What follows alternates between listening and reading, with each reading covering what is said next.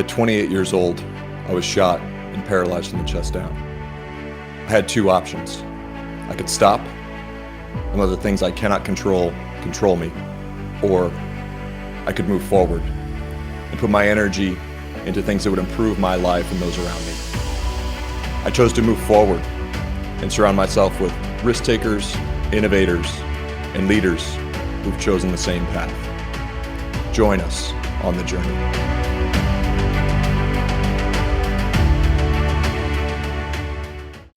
Hello, and welcome to another episode of Forward with me, Derek Herrera, and my guest today, Jeff Gum.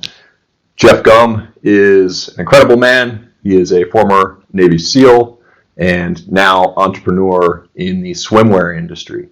And so we talk about his journey, his trials and tribulations of going through buds and failing and having to repeat Hell Week multiple times before he earned the title of Navy SEAL and earned his trident. We talk about his time serving overseas and injuries he sustained that prevented him from continuing to serve as a Navy SEAL, and then how he found meaning and purpose moving forward as an entrepreneur and selling swimsuits. And so his company, Sunga Life, S-U-N-G-A Life, L-I-F-E, creates some of the highest quality silkies, swimsuits for both men and women that I've come across. And so definitely check them out at sungalife.com, SUNGALIFE.com, if you're interested in learning more. And hope you enjoy this episode and the lessons that we talk about and that we've shared about adversity and overcoming challenges and moving forward in a new direction through periods of transition.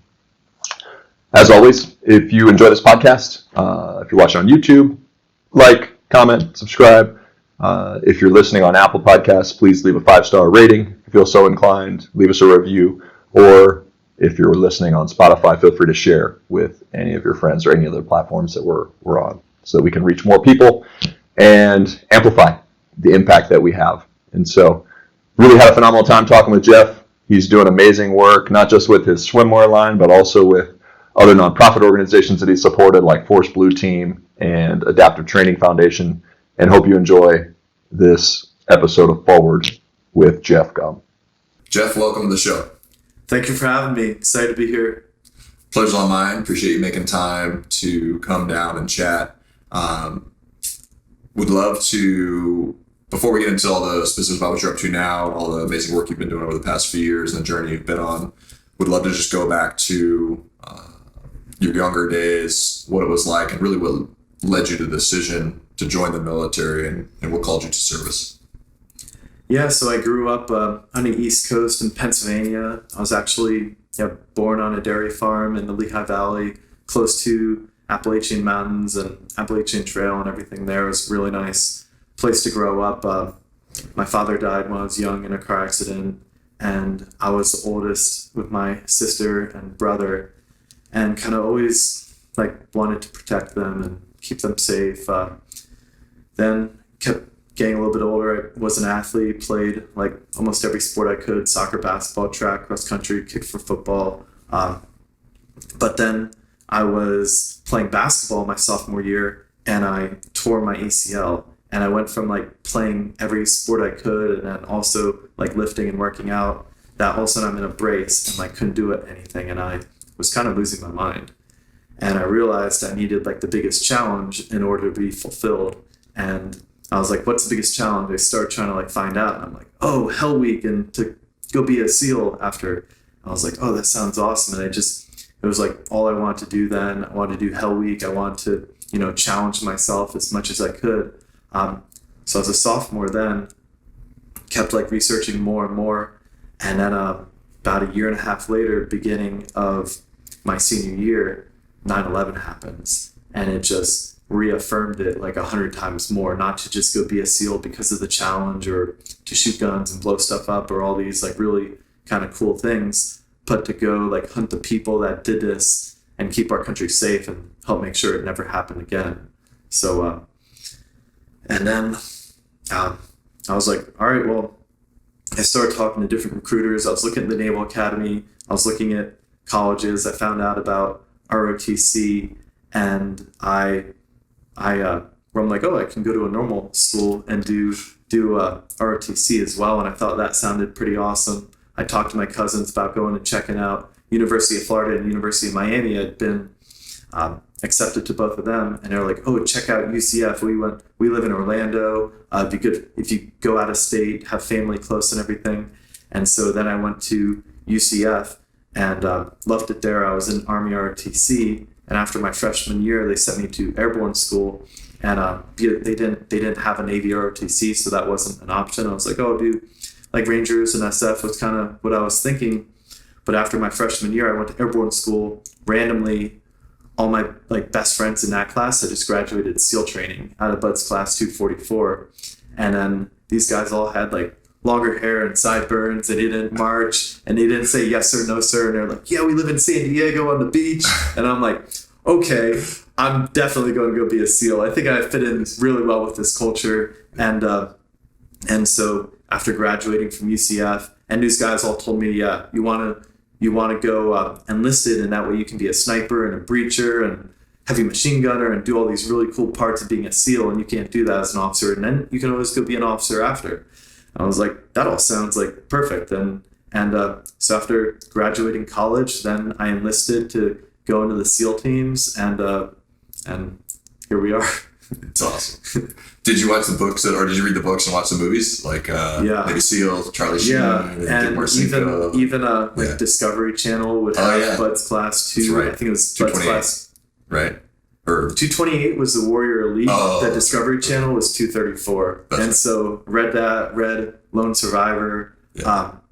Read all the books. I tried to do like as much research as I could. I had an incredible mentor, and he was based at Jacksonville, but would kind of service from Daytona Beach to Orlando. And he came down and trained me. It was my first time doing like a physical screening test or PST. You got to get like certain scores and everything.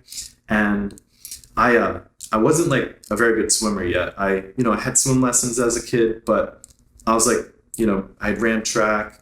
I had done a lot of weightlifting. I was like squatted when I was in high school. My senior year, I like squatted 500 in competition and ran close to a 5-minute mile. So like my swimming was like not close to on par with that, but I want to like eliminate these weaknesses. So I go and do the PST, and I think it's going to be all these like beast athletes that are just going to like destroy me, and I'm going to have to like train.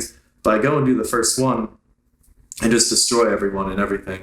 And then he's like yelling at everybody leaving for boot camp. He's like, you guys need to be like this guy if you're leaving for this. Like, you guys are not like fit in the mold or whatever. And then he had more people come, and I'm like, oh, I'll do it again. And I like beat everyone again. And then there was like, he did one more like back to back, and I did that. He's like, you don't have to do this one. I'm like, all right, I'll at least just do the run. And I smoke everyone in the run again. And then he's like, from there on out, he like loved me and gave me all like the attention. He taught me, he'd like team me up with college swimmers. I'd swim with them. He set me up with a special forces guy, Ranger, called him Ranger Rick. He's a former Ranger in SF. We actually reconnected now. He's the president of NAUI as well, and he helps out with the Force Blue team that I'm on. But yeah, I got really close with him. He was amazing. Got me dive certified. I just wanted to eliminate any weakness I had before I went to Buds, and so did all that. And that's awesome. Yeah. I was influenced by the books and the movies too, and that's actually one of the reasons I went to the Naval Academy, because I wanted to be a SEAL, and so that was the path that I was trying to pursue as well. And we were at the same time too, so I graduated in 2002 and 2006 and everything. So yeah, it's cool. Awesome. We talked, and we had a lot of guys who were on the lacrosse team with were guys I went through SEAL training with. So it's kind of they put out a lot of the tough guys, and they have like the same kind of mentality and everything. The close friendship and rapport and go through all that together. I'm sure I would have loved lacrosse. It just wasn't in my area at all. Where I grew up in Pennsylvania. Yeah. But that was my experience too. I didn't start playing until 9th grade. And when I played in Delaware, it was the second year that our high school had a team. So we weren't that great, but I was a decent athlete at that time. And I was like decent enough. I wasn't recruited by Navy at all, but they were like, you can play JV, right? Yeah. I'm like, okay, cool. Like, I'll play. Like, and then they were phenomenal, right? Like, they were really good. So, Totally. like, after my freshman and sophomore year, I was like, well, they're like, yeah, you could probably stay on the team, but you're probably never going to play, right? And I'm like, okay, well, I'm going to go do something else. So I went and did boxing and martial arts and stuff. And that was a lot of fun. But yeah, it's amazing brotherhood and some phenomenal leaders and people that had come out of the program and things. And yeah, and obviously very competitive to be a SEAL, which is how I ended up becoming a Marine, because I didn't get selected. And so that's the path that I went on. But yeah, that's awesome. And so it sounds like you mentioned from a young age, foundationally, you had that desire to be a protector and to seek out challenges. I also want to say you're probably like the biggest football kicker I think I've ever seen. Right. So that's awesome. Unique as well. So yeah, it's funny, when I was at UCF, I got one of my friends on the football team to pledge my fraternity as a senior, Matt Prater, and then he ended up having the longest field goal ever in the NFL. I think it was like 65 yards for the Broncos. But yeah, he was the kicker for UCF, and then now he has the longest kick ever. And then I got him to pledge my fraternity, like Sigma Alpha Epsilon. So that was that's pretty cool. When he's like one of our kind of, celebrity SAEs or something, Nice. But it's funny, I got him to do it as a senior as well. Oh, cool. But, that's yeah. awesome. Yeah. Another kicking connection. Yeah. And then it's also interesting too, and good, and a lot of people know this at the time, it's interesting. A lot of people ask, hey, I want to be in special forces, but I want to be an officer. And you're like, well, do you really want to be an officer?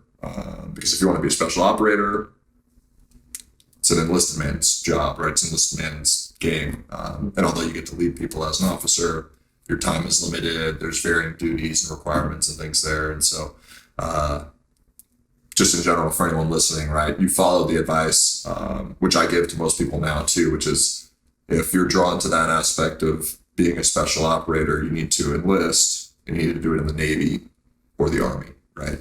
Because that's the only way you can be guaranteed to get a shot to become a special operator. Whereas the Marine Corps, you cannot enlist to become a special operator. You can enlist, and then you have to be in the infantry for 2 years before you can screen and then get the chance to become a special operator. 11 Bravo? So. Ours is 311. Yeah. Same thing. Yeah. 311. But you don't have to enlist to do that. You could be any MOS. So kind of like the Army or the Navy, right? You could be in any MOS and still go take selection and become an operator. So that's my advice for everybody that's listening for that. But that's awesome. And so you end up at the teams, going through buds, SQT, everything else. I've always had a big spot in my heart for the Marines as well, because my grandpa, he was a sniper in the Korean War. Randomly, he had 2 Purple Hearts in Korea, like really brutal fighting over there. And randomly, his like second lieutenant in the Marines had a grandson who was at my SEAL team then, and he's a like well-known guy from the Naval Academy too. I'm not gonna say his name because they went to dev group and everything. But yeah, pretty crazy that our grandpas fought in Korea together, and then me and him were both in SEAL Team 5 together. Wow. And so kind of crazy connection. He came to my graduation, got to meet my grandparents and everything. So pretty cool like connection there. And then I'm close with Rudy and Prime and all these guys, and that's one of the great parts about the Force Blue team as well, is that you take all these kind of guys from different special operations group, PJs, Recon, Raiders, SF, Delta Force, and SEALs, and we all come together and do these missions together. So I absolutely love it, and whatever people want to do, like any special operations, they're all like so incredible and create the best guys. For sure. We got a healthy rivalry. Yeah. So we like giving the Air Force a hard time. Yeah. But actually tomorrow I'm actually going to meet with some of the PJs who helped save my life. Right? Wow. And so like, as much as I like to give the Air Force a hard time, my father was in the Air Force, my grandfathers were both enlisted in the Air Force, and so I like to give them a hard time for obvious reasons. But they're pretty awesome guys. So yeah, they tell me because I'm really close with some PJs in the Force Blue team, and they're like, every time we go out to do something, it is somebody's like worst day. You know, a lot of times like SEALs go out, we go do a mission, everything goes well. You guys go out, you do a mission, everything goes well. You like get your stuff, you go back, you like hang out, whatever. There, it's like people are dying. It's like QRF. You're like patching people up. People, there might be lots of guys dead already. Other guys are like hanging on for their lives. Every time it's like super, super heavy. So like they do some legit stuff, and they have to, you know, have every time they got bullets flying over their head while they're focused on just saving another like special operator's life. So that is some intense stuff. And they were even stationed out in Alaska, and they'd go up and do rescues off of Denali and everything like all the time, going up to 20,000 feet to pull people down off these mountains in like brutal conditions when a storm just came through and people are like about to die up there for like pulmonary edema or like hypothermia or whatever. And they're going up to like, now they got not only going up there, but they got to pull people off these mountains. So like nothing but the most respect in the world to them. Like, Yeah.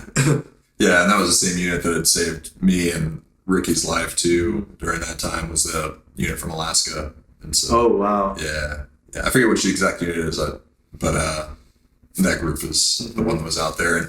And to your point, right, with bullets, like all of the things and the chaos that they deal with, they were actually filming video throughout the entire deployment they had, I think, with like Nat Geo or whatever, when we'd gotten injured. And so, you know, being able to see images and stuff of what they were doing from their perspective and what my team was doing from their perspective was pretty incredible, right? Like just to see that. And the one image I have in my mind from when I had gotten injured was watching, we had a small minute team, right? So we only had a few guys, but so we had 10 Americans, 2 of which are now critically injured. Yeah.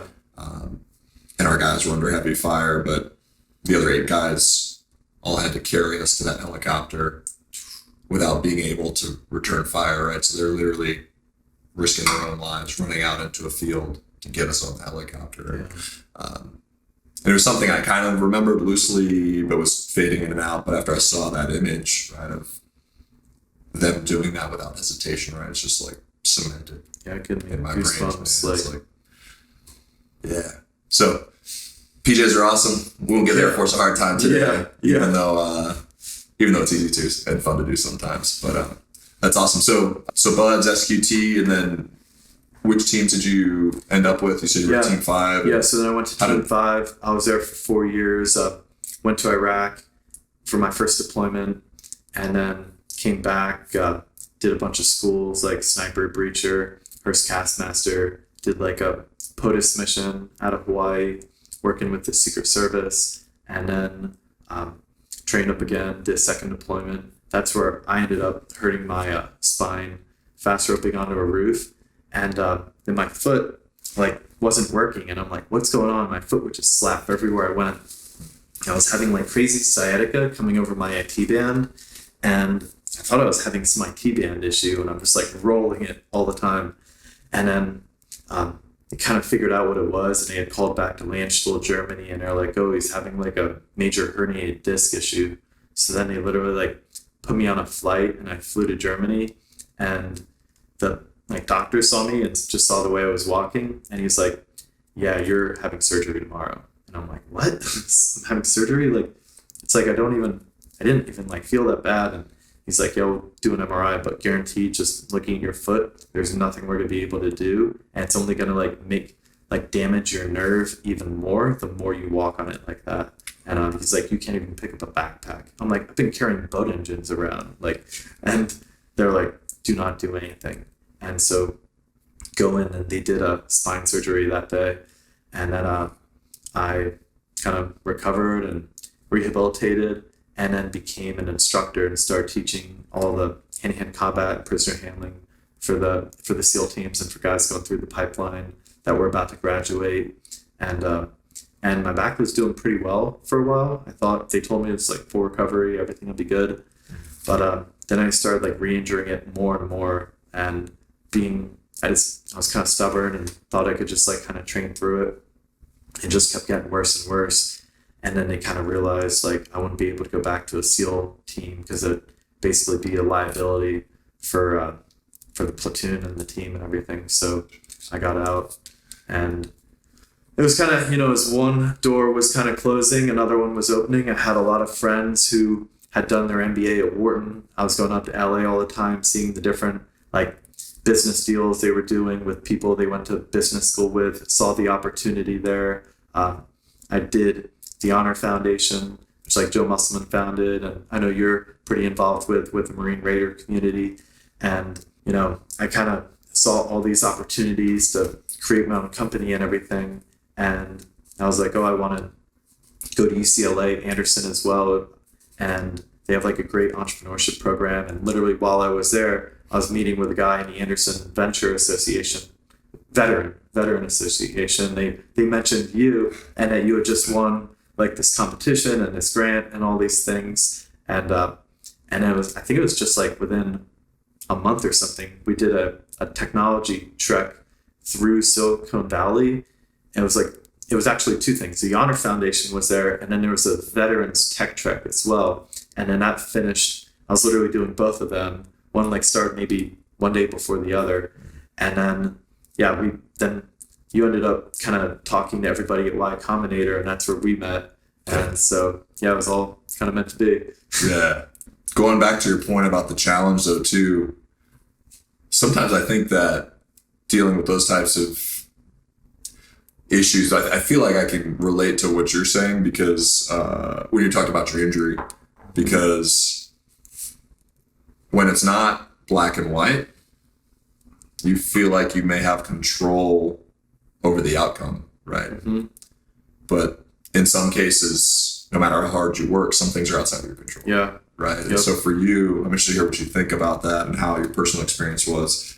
Because for me, when I was going through that, it created like glimmers of hope, but then some pretty severe lows and like some pretty wild swings in between. Because, when I got injured, they didn't tell me that I was never going to walk in. They just said, hey, we don't know, but if something recovers in the first 2 years, it's likely that's what the data shows will recover. And so you kind of leave people the opportunity to have a positive outlook, which is good, for me, because I was trying to survive and still have a lot of other complications. Yeah. But at the same time, at some point you come to grips with the reality and what's happening. And so I just see just to dive into that journey of how it was for you, where you went through that process and were learning and coming to grips with that reality. It's kind of funny. There's like a line where it can be, all right, I can persevere through this, or there's like a line where, okay, it's time to pivot, and you can, I think sometimes even do more that way when you pivot. I think the way you did, you weren't going to be able to be like an active Marine going out and doing deployments and hunting terrorists anymore, but what you're doing with your companies, like helping other people who are paralyzed, could be even way more impactful, for millions and millions of people. And so sometimes it's just a reframing that you have to do. And there's times to persevere. When I was in SEAL training, and I had everything go wrong at first. I was in class 270. I passed everything my first try. Friday before Hell Week, this is 6 weeks into training, about to start the 7th week of training, and I get viral gastroenteritis. So I just start throwing up everything. I drink water, I'm so thirsty, I throw up. They go to put IVs in me. They're IVs won't even go into my veins. It took 3 tries. I'm just shooting blood everywhere. I'm what the heck? Finally, they can give me IVs. I can't eat food. I'm just extremely sick, but I'm not gonna not do Hell Week. I'm doing freaking Hell Week. Maybe I shouldn't have done that, but I didn't care. And I'm I'm not gonna quit now or try to get rolled or not be with all these friends that I just did all this stuff with. I did great leading up to this point. And so then I start Hell Week, and from being kind of so dehydrated from not eating food for 2 days before we start Hell Week, the first day went great. I was feeling great. I was strong. But then you're getting hypothermia. People are quitting in mass exodus, 24 people at a time at Steel Pier, where you like tread water in a bay. And then we did these buoy swims where just like mass exodus on 2 different things. Like really, really strong people quit. It was so cold. And then like extreme exertion, just running under the boats forever. Log PT, just like lunging with these logs forever. And like a day and a half in, my legs like start to cramp like really bad. And they're like running with these boats, and I just do like everything I can to stay under these boats, because if you fall out from under the boat, that's what pretty much makes everyone quit too, is people can't do the things that's so physical, or they just break down so much, and then they get pressured, now they're not under the boat, and they just quit because they're basically going to get performance dropped anyway. So I do everything I can to stay under these boats. It felt like, football players that get like cramps on the field and they're like quads and hamstrings, and they like lay down and get carried off. That's what my legs were like doing. And I'm just doing everything to stay under the boat while I did that. And I think from doing that, well, it's what definitely did. Then I ended up getting rhabdomyolysis, where my muscles broke down so much that my blood became toxic. And I all of a sudden became the weakest person like in the entire class. And 36 people made it through that whole week class, and they performance dropped me an hour from Wednesday because I couldn't stay under the boat. It never been diagnosed, because everyone just quits when they get rhabdo, because they become so weak. It's so physical, it becomes mental. And so they performance dropped me, but I knew I was supposed to be there. I knew who I was. I didn't know what was happening to my body, that all of a sudden I was used to like, you have it in your mind, you like go to do these things to like make your muscles do this stuff, and it just doesn't work, and it's so slow, and it feels like I'm being stabbed in my legs.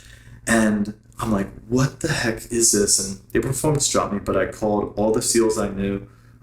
My mentor, who is that guy that he calls other Master Chiefs, they go in and vouch for me just because of Mike Gecka saying that I was like, should be there and get another shot. And Master Chief Guild, who he was like our mentor, and I went and saw, and he's like, anyone ever has a problem, come see me. I'm like, you hear these rumors that these people made me quit, all these things. I'm like, all right, if anything like unjust ever happens, I'm going straight to him. He was this legendary SEAL Team 6 guy and a mentor for us. I went and saw him, told him what happened. I'm like, I never failed anything before. I just got really sick. Then my body stopped working in Hell Week. I don't know what it was. All these people kind of vouched for me. I got another chance. I started all the way over. I went from never failing anything in 270, starting 271. I fail every single evolution. I can't do anything. My body doesn't work. I'm like, what? And now this is stuff that was easy for me in the class before. I'm like, what is going on? And now all the instructors, like I was the first like person performance dropped and allowed back into the next class. And so they now I have all the attention on me. I'm falling out from under the boat. I start the second week of first phase, and I come in last place by 6 minutes on the run. I'm like, what is happening? I'm like, it literally felt like I was wearing concrete blocks for shoes and had knives in my thighs as I'm trying to run. And everything was so painful, even like little chow runs, which are just like things you zone out on. You run like 6 miles a day just to eat. This is like but it's real slow. This is like even the most painful thing for me. I'm like, what is happening?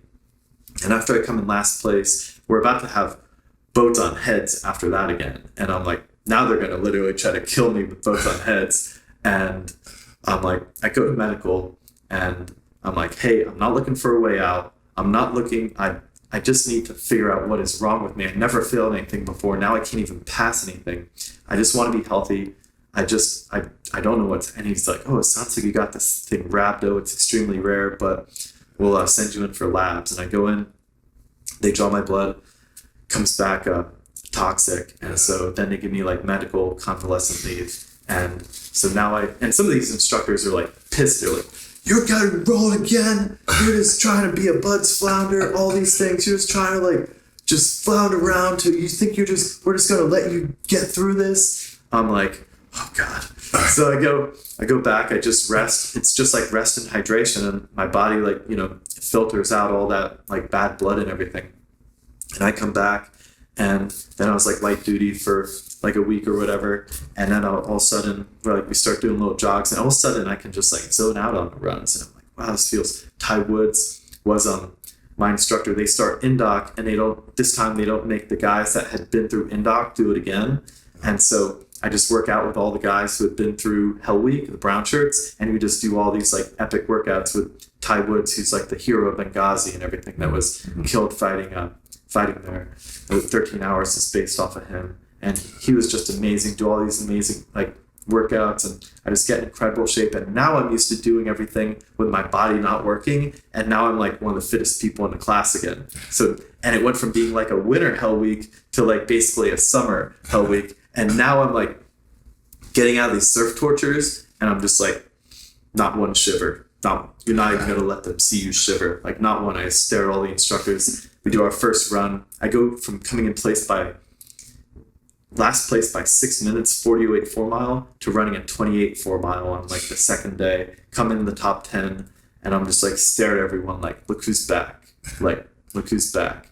And then I just literally crush it in first phase from there on out. And then it was, end up graduating with 272, go all the way through, go to SEAL Team 5 with a lot of these guys, do my career. But I end up realizing as I get to the Honor Foundation, they have you like write about what's one of your biggest accomplishments. And I was like what I went through to like get through Hell Week. And it's like, now how do your like strengths play into that?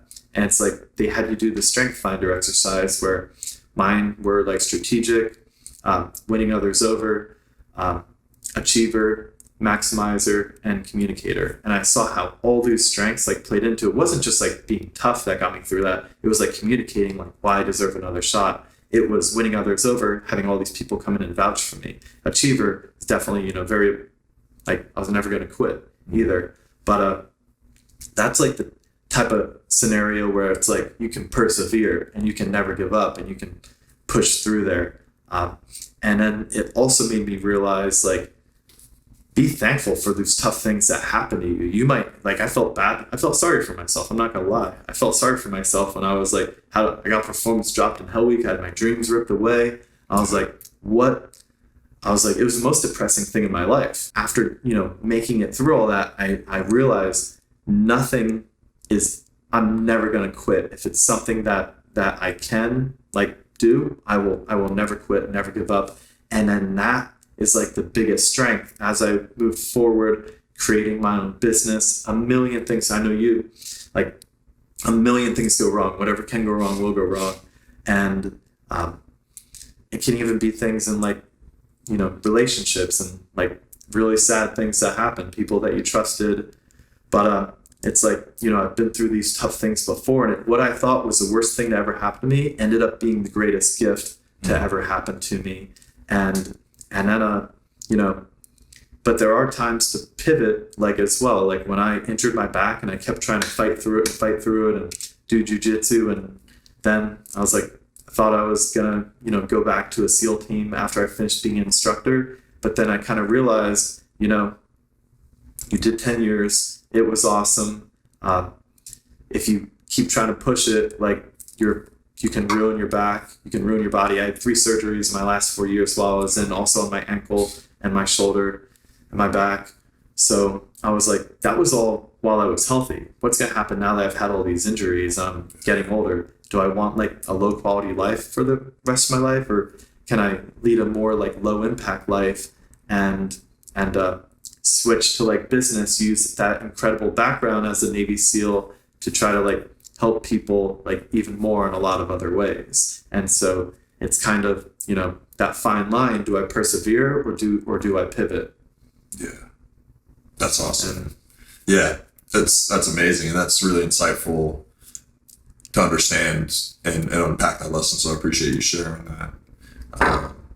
So you went through that process, and then now where you are, you're successful as an entrepreneur and nonprofit leader with Sunga Life and Force Blue. And how did the inspiration, or like as you were going through this process, I think when we first met, it threw me off for a little bit because entrepreneurs are a little weird, right? We're always a little like unique in different ways. And so the first time I think we had met and we talked about Sunga Life, You're like, I see this hulking, massive, super fit SEAL, right? Former SEAL coming out to go into the business world, and you're like, oh, what are you working on? What are you gonna do? And like, wow, I want to make these like really tiny shorts. Like I had these shorts that are like just amazing. Brazilian style Speedos. Brazilian Speedos are the best thing ever. And you can't get them in America. And so I'm going to bring them to America. And I'm like, that sounds cool. Like, I don't understand it yet, but like, what was the journey like, or the inspiration, how you've laid the foundation for success there, and the story of the roots of Sunga Life? Yeah, it's kind of funny. Kyle Maynard is one of my best friends too, and born with no arms and legs, champion wrestler and jiu-jitsu fighter, and he's a very philosophical guy as well. And he would say, like, when you're on the right path, doors will open where there was previously walls. I think it was like Emerson or Joseph Campbell that said that, but I love that, and I've seen that happening like in my life over and over, with the right people continuing to come over into my life, like you and Prime and Dave Labora and Mitch, all these people, like, over and over. And so I, was very close with the Gracie family from doing jiu-jitsu and everything, and not only from jiu-jitsu, but then on personal level. Was that how you met them, through your time as a combative instructor, or like what? I met them before. So I trained in Gracie Baja, Orlando, when I was going to UCF, and then Kyron and his dad would come out and do seminars. And then I moved to California, to San Diego. My friend Mikey, who had been my instructor in Orlando, ended up moving to California for MMA, and then he was an instructor at the headquarters of Gracie Baja, and it was training with like Bubbaloo and all these people. And he was pretty close to Kyron and Honis, and Honis had just moved here from Brazil. He couldn't even speak English yet, but I'd go and hang out with them, and we'd all go out, became really good friends. They'd come visit me in San Diego. I'd come up, hang out with them in Newport Beach, and we just kept getting closer and closer. They would go back to Brazil on vacations, and they would invite me to go. And I just would have like the most amazing time with them. But I'd be on the beach wearing these board shorts, and everybody else would be in Sungas, and I'm like, man, I'd go get in the water, and I'd be walking around in a soggy pair of board shorts, and I just felt like a loser while everybody else was wearing these awesome Sungas. And I'm like, man, these have so many benefits, get better like suntans, they dry fast. And I'm talking to a Brazilian girl, I'm like, oh, I think I need some of these. Like, I see everybody else wearing them. She goes, oh, I think they're so sexy on men. And I'm like, all right, and I'm buying 10 of them. I bought a bunch, started wearing them all over the world, and just started having like the best experiences everywhere I went. I wouldn't even have to go talk to people. Everyone would come up to me and be like, man, cool swimwear, that's cool. Like, and I'd be doing like Croatia Yacht Week, just walking around. Everyone would it just made people gravitate to me for some reason. Go to Vegas, go to, Florida, wherever I go, I just wear them. And everyone would be like, oh, you're living the Sunga. I tell them about what Sungas are. They're like, you just live the Sunga life. And I'm like, I wanted to get more, but they were like really hard. They were all in Brazil.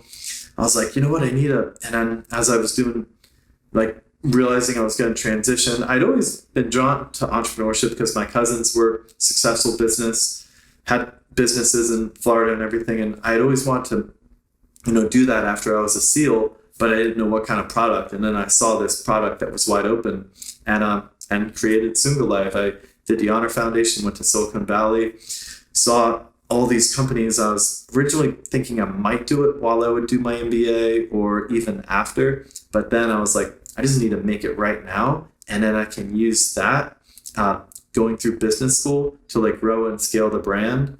And then, already have something like pretty successful by the time I graduate. And that was like the best decision ever, because then I made Sunga Life, started my MBA at UCLA, did the entrepreneurship pipeline.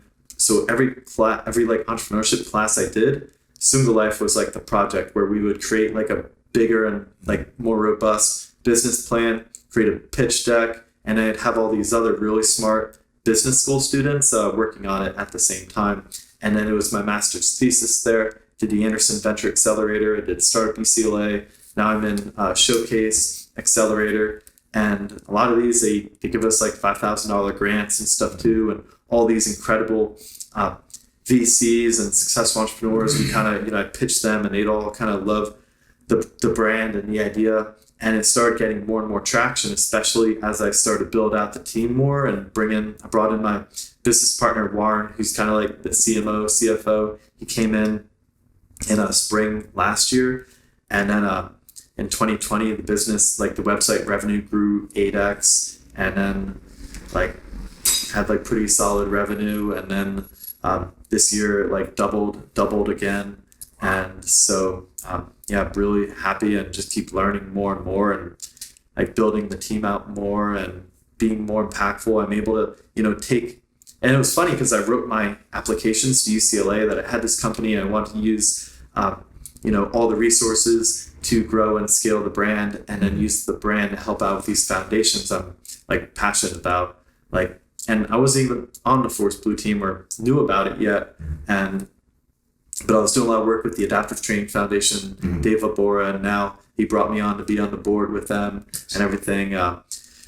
Got invited to be on the Hudson Seal Swim, and where we start in New Jersey, swim 3.5 miles across Manhattan, stopping on barges every like mile to do 22 pull-ups and 100 push-ups and honor our fallen brothers, honor our nation's diversity, and honor like the guys who were killed in Extortion 17 and the 9/11 victims and everything. So, and then I was like, I should just sponsor this and have everyone wear my swimwear for this and put out the message of like, of freedom and like courage and continuing to serve and everything. And then, just did the swim from Coronado to the USS Midway, which raised money for the Honor Foundation, had everyone wear Sunga Life while we did that. So I realized too, everyone, doesn't want to wear, like people that start wearing the Sungas love them and they're like, wow, I never knew these were so awesome. But I realized everyone didn't want to wear them too. And I realized I only want to wear my own brand. So I can't wear like a Sunga in my business school classes at UCLA. So I started making really comfortable 4-way stretch board shorts that are really functional and have great pockets. Started making silkies, which were really popular in the veteran community, and Army calls them Ranger panties, and then just started using all the same designs that I had with my Sungas to make them.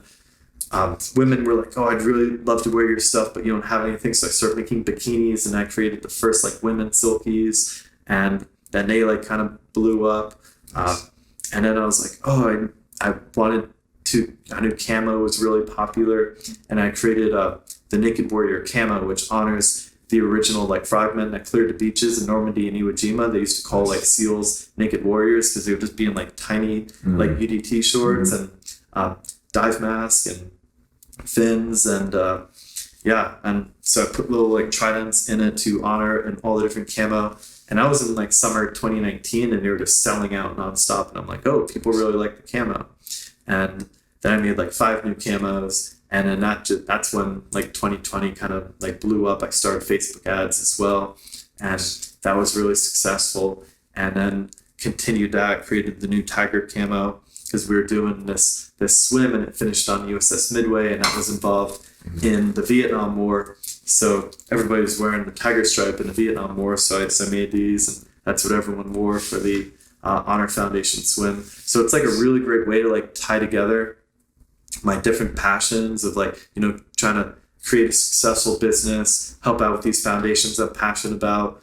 I've had a lot of, really awesome, in the beginning, I didn't really have a budget for marketing. So I just had like friends and veteran influencers, and then more people started like liking the brand. I'd have fighters, all kinds of like, UFC fighters like Nick Diaz and John Fitch and Carlos Condit and Carlos Almeida and AJ Agazarm, all these people wearing it while they fight and train and everything, and just posting it, and more people like continuing to do that. And then it kind of gave it a lot of kind of social proof when I started doing the advertising, and then people would go and check out the brand, see all the people wearing it, I was on like Mike Tyson's podcast and stuff too, and wore stuff on there. So it kind of just like continued to like snowball and That's so awesome. And I think one of the beautiful things about all this journey that you had, right, is never could have guessed that your life would be in this path, right? 20 years ago, 15 years ago, 10 years ago. But what you mentioned about finding your purpose and finding your passion, you had this idea and this goal to bring this product to America and help people experience this. It's more than just a pair of shorts, right? Yeah. It's something that is a part of your life that, you know, enables you or supports you while you're experiencing these different things. And it's really creating a familiar brand that's valuable and people love, frankly, which is awesome. And then the other part of that that's really compelling is that although your day job is selling board shorts and sungas, you're able to marry your bigger picture and your purpose and your passions to the brand and infuse that into the brand in a way that's very like organic, genuine, authentic, and allows you to do other things that you really care about, right? Like Force Blue Team and Adaptive Training Foundation and GI Go Fund and Honor Foundation and all these things. So I think what you've done and what's been amazing to see and follow passively through social media and everything else, and also, you know, just through interacting with you when we do get together, is to see how you've created this lifestyle where you have all of those aspects and all the things that you care about, and you've integrated them in a way that can provide you with that fulfillment. So it's really amazing. It's been an amazing journey to watch. From the first time we met, we were like, trying to explain to me, I'm trying to understand and comprehend Brazilian boy shorts, right? And how you're going to make that like passionate, because entrepreneurship's hard, right? There's a lot of struggles. And so what I was trying to comprehend was, how is this guy, like, how is he going to stay passionate about Brazilian boy shorts for 10 years, right? Over the long term, because it takes a long time to be successful, right? This is not an overnight success by any means, right? You've been working hard and grinding for 6 years now, 5-6 years. Yeah, 5 years is when it was July 2016 where I launched the first product, and I didn't even know what it was at the time, but it was like made my minimally viable product. It was just my first two like sungas. I wouldn't even know what an MVP was back then, but it's pretty much what I did. And then I started making kind of other things that go with it. That's so awesome. And then, so that's one thing I find really compelling and awesome about your journey and why I'm so excited to have you share this. And then the other one is the bias for action, right? You didn't know, you didn't have this master plan of how this was all going to come together and everything else, but you were willing to take risk and go for it, right? And say, I think this is going to work. Like this could be cool. Let me take some small step, right? And experiment, and then refine and refine and refine and refine. And I think that's what ultimately leads to success for entrepreneurs. And you sought out formal training and formal education, which helped you because you were able to do this project. And I think it's also incredibly smart and something that I tried to do as well. As I was at business school and had an idea, using that as practical application while you're doing it, as opposed to you have to do projects while you're there, but instead of doing it on something that's fake, right? If it's real and meaningful, not only are you going to learn more, but it's going to actually benefit you and your company as well. So that's also really awesome that you were able to do that. But it was a way to like de-risk it as well, because of, if you just found a company by yourself and you don't have any support, then your chances of failure are like super, super high. If you're counting on having to like make money right away, my first probably 4.5 years, I didn't take any money. I would just roll profit. I would take all the profit, more inventory, more inventory. Okay, now I'm like starting to have more profits. Now we're starting Facebook ads. Now it's like, and just kept rolling it into, and I basically took like this $50,000 Iraq reenlistment bonus, used that to like fund my company initially, and then used cash flow to like grow from there. And now we should do like over $1 million in revenue this year. And it's because I kind of, one of the other most important things for success is like delayed gratification. Like, it's like, I worked for free for 4.5 years on this company. And that's why it's like in a pretty good position now. And also, using the resources available, because I was in the military, had the GI Bill, I was able to go to UCLA Anderson, and they completely paid for all my tuition while I went there, and also paid me like living expenses while I was in school. And so I was able to live off that stipend that they pay through the GI Bill, roll all the profit from the company into like more products and scaling it, and then just wanted to be in a place where once I graduated, then I can start to pay myself, and then I hit that, and so it's kind of, being able to de-risk, because it is risky founding a company, not knowing what's gonna happen, but there's ways to do it and like set yourself up for success. And I had this program like available to me with the GI Bill, and using all the resources, and any problem I had, I could go to like faculty or the like at UCLA Anderson, or the mentors. We have like an incredible mentor, Brian Smeltzer, kind of advising us now, and he's worked 20 years, done almost everything there is to do in the apparel industry and with branding. And we have meetings with him like weekly or bi-weekly, and he's really helping us now. And I just have tons of other friends who, anytime I have an issue, I can just call them. I know I don't have the answers for this, but like through whether it's UCLA or just kind of being a very extroverted person, going out and not being afraid to ask for help either. I'm not afraid to ask at all.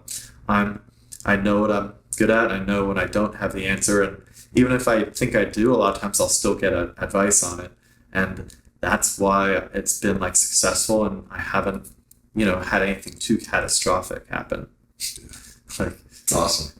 Yeah, and and so another good point, which I think you're highlighting, right, is gratitude, humility, and calculated risk taking, right? So you took this risk, you realized like, hey, if I just cut my personal spend rate, my burn, live like I'm poor for 4 years, and just survive, put everything, and you have a roommate, right? Shipping products, storing product, your warehouse is your closet, right? Like, it was literally this is what, I wish I got a fulfillment warehouse sooner. My apartment just had boxes going all the way around, stacked to the ceiling, and my roommate hated it, but I'm like, whatever. I'll pay it out. That's awesome. And I was also using like Amazon warehouses for shipping and stuff, but then I ended up realizing they weren't the best partners, so I pulled everything off of there, and then once I just sold it directly on my website, my sales skyrocketed, where I had like all the control, where I can, from the beginning to the end, I control the customer experience, and then that's why like my retention rate was so high, and I was able to build this, because a huge part of the brand too is like the community. It's products that people like love to look great in on Instagram and everything, and they love to post it, and that's why it kind of grew so much at the same time, was the user generated content and the community. And some people think, oh, you just have to be really fit to wear that stuff, but no, it's like for everyone that wants to literally live their best life and get to the next level. There's a friend of mine, I met him because he started using Mitch Aguilar's like Smashing Greens. He was like 320 pounds in the middle of March, and then he started doing these Smashing Greens, and it's, you do fasting and you just eat these superfood greens, and within the first, he did like 2 10-day fasts where all he had was these greens, and he worked out along the way. And if you work out, you can take protein right after, so your muscles don't atrophy. And within like 23 days, he had lost over 50 pounds. And then he would still do like 10-day fast here, 10-day fast there. It might have been like it was within like 4 or 5 months, he had lost over 100 pounds of body fat. The life came back to his eyes, and then he was wearing like Sunga Life while he's doing literally Murph, while he's doing and he did like a modified Murph. He wasn't doing like full pull-ups or everything. He kind of did half reps to be able to do it. And he did that on Memorial Day within like maybe 2 months of like starting this thing. And he wears like Sunga Life while he does these workouts. So it's pretty cool. You have other kind of entrepreneurs, venturepreneurs that like really support each other, like me and Mitch. He's got the Smashing Greens. You take these, and help me kind of keep, I'm 37, helps me keep my abs, as I have this swimwear brand. I just do a little bit of fasting here and there.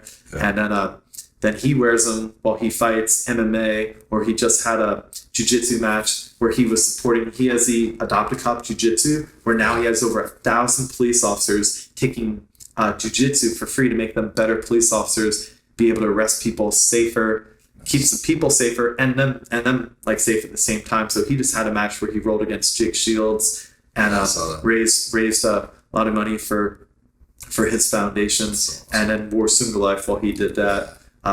So it's like all these people are, this guy is now like just over 200 pounds and wearing Sunga Life. The life is back in his eyes, and he's so happy. He's hiking 10 miles a day through the mountains of Oregon and everything. And it's just so cool to see that. It's even makes me happier seeing something like that than it does like just someone like super fit and athletic already wearing it, Yeah, and I think that's pretty awesome because,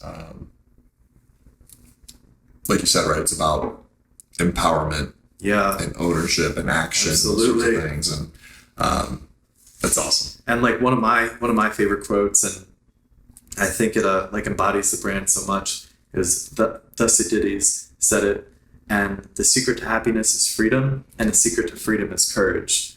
And it's like, and that's what like the brand stands for. We got like peacock shorts, we got flamingo, we got hot pink, we got these fun patterns, and that's one aspect of it, the happiness. You have the freedom, which is like the patriotic prints, Second Amendment prints, all these like, the Rocky shorts, and then you have the courage, which is all the different camo, because that's what we fight for our freedom in.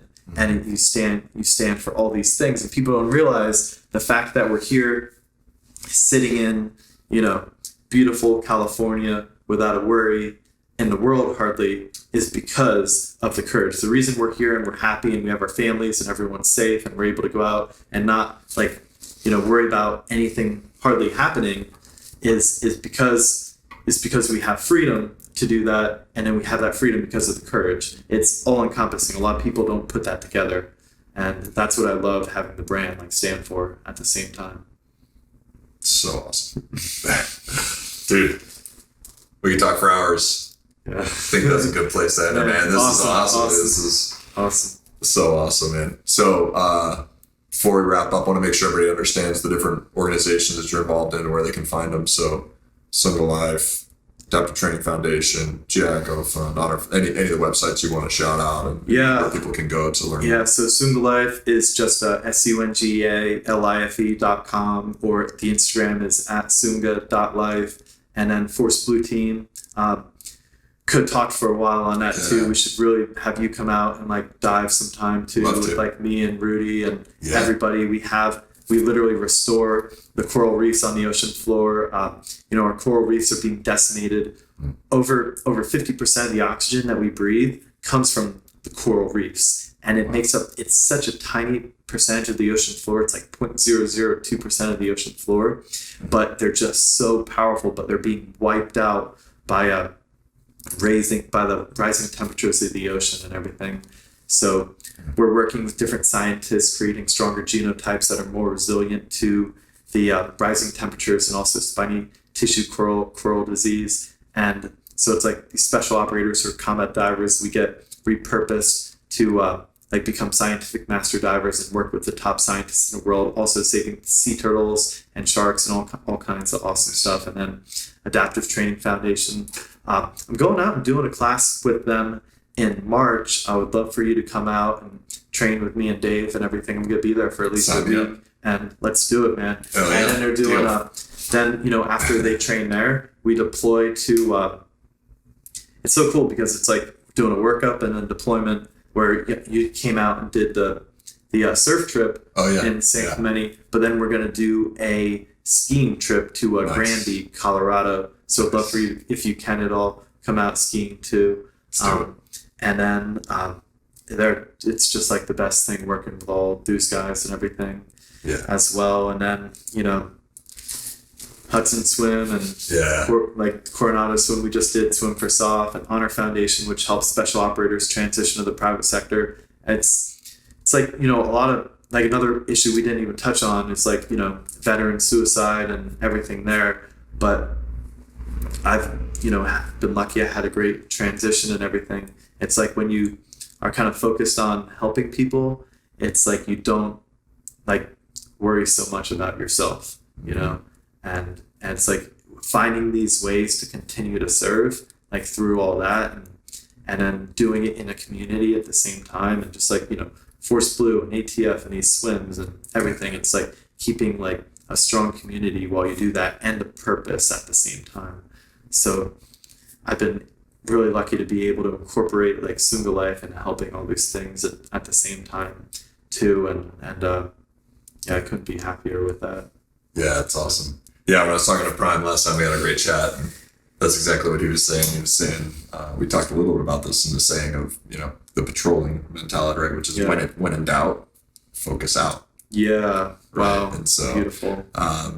So if you're feeling sorry for yourself or feeling bad or anything else, pretty quick fix, right? Is to go help someone else. Yep. Volunteer, do something. So beautiful. Do anything. Yeah. For someone besides yourself. Yep. Right. And so, yeah, it's awesome. Yeah. Jeff, thank you so That was much for incredible. coming. This That has was been incredible. awesome hearing the story, all the stories and chatting with you. Truly appreciate you making time. Congratulations on all your success with all the ventures that you're involved in, and really looking forward to seeing the journey continue as you move forward and grow and help more people and empower more people through your brand and through your organization. So thank you so much for joining me here for an episode of Forward. Derek Herrera and Jeff Gum. Thank you, man. And it's exciting to be on this journey with you, and seeing as you continue to, grow and scale and, even, do pivots and everything along the way. So I love it, man. Excited to do more of the philanthropy stuff with you and have you be involved with that as well. For sure. Yeah. Looking forward to it.